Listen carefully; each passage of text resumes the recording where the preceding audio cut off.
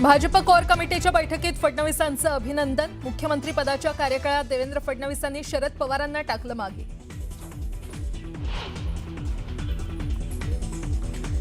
उपमुख्यमंत्री एकनाथ शिंदे दिल्ली दौऱ्यावर। Operation tiger नंतर शिंदे पहिल्यांदाच दिल्लीत। एनडीएच्या वरिष्ठ नेत्यांची भेट घेण्याची शक्यता।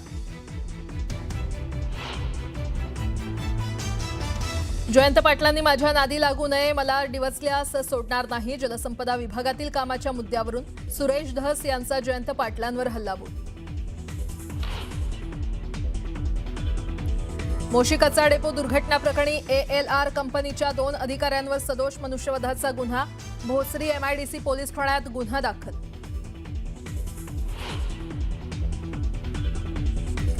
मोशी कचरा डेपो दुर्घटना प्रकरणी उच्चस्तरीय चौकशी समिती स्थापन। 2 अधिकाऱ्यांना कारणे दाखवा नोटीस।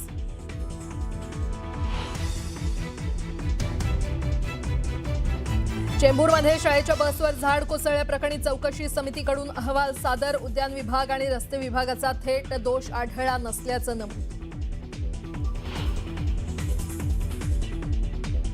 संत तुकोबांच्या पालखीचं वरवंडहून उंडवडी गवळ्याचीकडे प्रस्थान, तर माऊलींची पालखी जेजुरीतून वाल्हेकडे मार्गस्थ।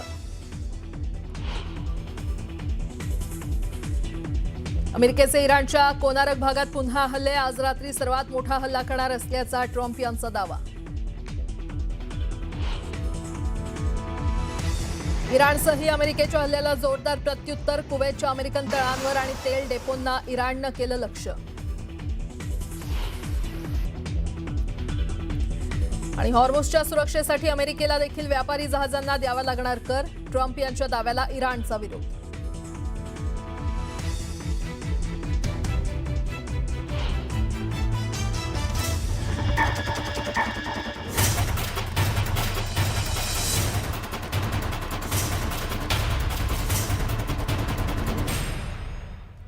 मुलुक महाराष्ट्राला आता सुरुवात करूया। ऑपरेशन टायगर नंतर राज्याचे उपमुख्यमंत्री आणि शिवसेना मुख्य नेते एकनाथ शिंदे आज दिल्ली दौऱ्यावर आहेत।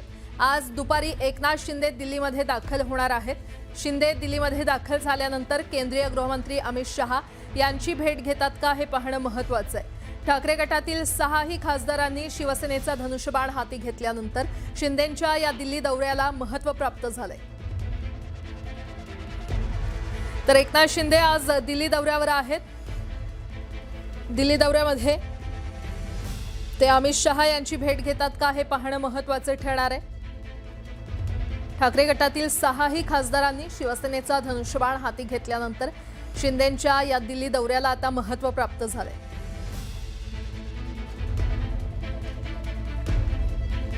उद्धव ठाकरे 18 जुलैला नागपूरच्या रामनगर श्रीराम मंदिर परिसरात रामरक्षा आंदोलन करणार आहेत। दरम्यान या आंदोलनानंतर खरं तर भाजप त्याच मंदिर परिसरात महायज्ञ करणार असल्याची माहिती समोर आली आहे। ठाकरेंच्या रामरक्षा पठणाला उत्तर देण्यासाठी भाजपकडून त्याच मंदिर परिसरात मुख्यमंत्री देवेंद्र फडणवीस यांच्या वाढदिवसानिमित्त 22 जुलैला लक्ष्मी नृसिंह महायज्ञ केलं जाणार आहे। अयोध्येतील राम मंदिर दानचोरी प्रकरणाच्या विरोधात आधी ठाकरेंनी मुंबईत रामरक्षा आंदोलन केलं, त्यानंतर संघाच्या बालेकिल्ल्यात ठाकरे आंदोलन करणार आहेत। तर भाजपनं महायज्ञाच्या माध्यमातून प्रत्युत्तर देण्याची तयारी केली आहे। भाजपचे आमदार सुरेश धस यांनी शरद पवार यांच्या राष्ट्रवादीचे नेते जयंत पाटील यांना थेट इशारा दिलाय। जयंत पाटील यांनी माझ्या नादी लागू नये, मला डिवचल्यास सोडणार नाही असा इशारा सुरेश धस यांनी दिलाय। महाविकास आघाडी सरकारच्या काळातील जलसंपदा विभागातील कामांच्या मुद्द्यावरून सुरेश धस यांनी जयंत पाटलांना चांगलंच धारेवर धरलं। तसंच महालक्ष्मी कुणाची संस्था आहे आणि त्याच्यामध्ये कुणाचा किती वाटा आहे, कोण डायरेक्टर आहेत हे पुढच्या अधिवेशनाच्या पहिल्या दिवशी तुम्हाला कळेल असा थेट इशारा जयंत पाटलांना सुरेश धस यांनी दिलाय। मला वाटतं त्यांनी माझ्या नादी लागू नये। मी सोपा डावसायचा माणूस नाही। मी जर उलटा फिरलो तर तुम्हाला सुद्धा नीट सोडणार नाही। जयंत पाटलांनी ते तिकडं बघायचं, ती दादागिरी त्यांची, ती नौटंकी बोलण्याची आणि त्याच्यानंतर याच्यात बोलायचं। तुम्हाला जेवढं जमतं ना, देवाने तुम्हाला जेवढं दिलंय त्याच्यापेक्षा 1% आमच्या देवाने सुद्धा आपल्याला जास्त दिलेले आहे। तुम्हाला बाकीचे लोक गप्प बसत असतील, आम्ही गप्प बसणार नाही। तुम्ही आमच्या इथं येऊन डवचण्याचे कामं करताना आम्ही बी तुम्हाला डिवचू, सापडतील ना ते बी.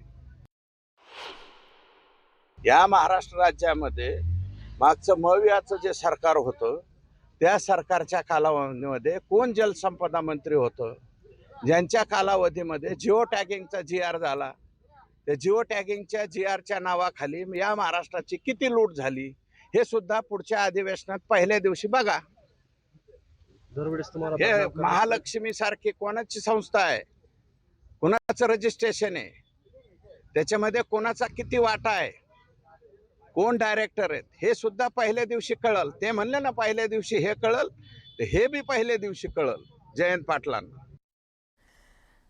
अहिल्यानगरमध्ये खासदार भाऊसाहेब वाकचौरे यांना काळे फासण्याचा प्रयत्न करण्यात आलेला आहे. ठाकरेंच्या कार्यकर्त्यांनी काळे फासण्याचा प्रयत्न केला.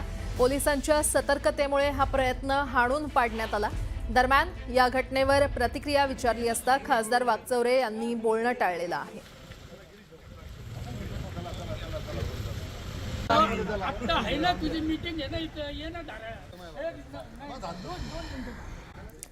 राज्यात खरीप हंगामाला वेग आला असतानाच हजारो शेतकऱ्यांसमोर मोठं संकट उभं राहिलंय. धाराशिव, अमरावती आणि बुलढाणा जिल्ह्यांमध्ये पेरलेलं सोयाबीन उगवलंच नसल्याच्या तक्रारी वाढत आहेत. अनेक ठिकाणी शेतकऱ्यांवर दुबार पेरणीची वेळ आली असून कृषी विभागाकडे शेकडो तक्रारी दाखल झाल्या आहेत. काही कंपन्यांविरोधात गुन्हे देखील दाखल करण्यात आलेले आहेत. पाहुयात त्या संदर्भातला एक रिपोर्ट. शेतकऱ्यांनी खरीप हंगामासाठी मोठ्या आशेनं शेतात सोयाबीनची पेरणी केली. मात्र त्यांच्या हाती फक्त चिखलच लागतोय, कारण पेरलेलं बियाणं उगवलंच नाही. परिणामी शेतकऱ्यांवर दुबार पेरणीचं आर्थिक संकट ओढावलंय. धाराशिव जिल्ह्यात आतापर्यंत सुमारे 50% क्षेत्रावर खरीप पेरणी पूर्ण झाली आहे. मात्र सोयाबीन बियाणं उगवलंच नाही अशा 51 तक्रारी कृषी विभागाकडे करण्यात आल्यात.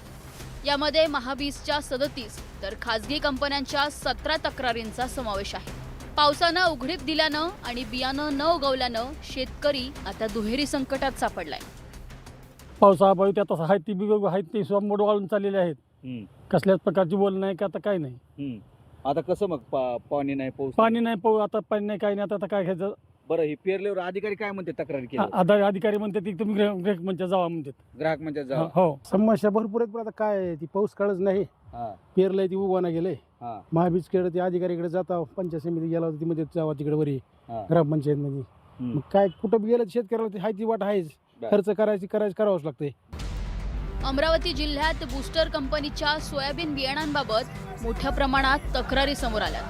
काळ्या शेतात थोडीशी हिरवळ दिसतीये, मात्र बियाणं काही उगवलंच नाही. चांदूर रेल्वे तालुक्यातील राजुरा येथील शेतकरी प्रीतम चव्हाण यांनी पत्नीचं मंगळसूत्र गहाण ठेवून बियाणे खरेदी केले. मात्र बियाणं उगवलंच नाही. त्यामुळे कर्ज फेडायचं कसं असा प्रश्न आता त्यांच्या समोर निर्माण झालाय. आणि ही जी बूस्टर होतो तो कंपनी आहे किंवा रोहित सीड आहे किंवा महादेव इन्व्हेस्ट कंपनी आहे, या कंपन्यावर कारवाई झाली पाहिजे, जेणेकरून हे लोक शेतकऱ्यांची खेळ केला नाही पाहिजे. कारण की जो कोणी येतो तो शेतकऱ्याची खेळ करून चालला जातो.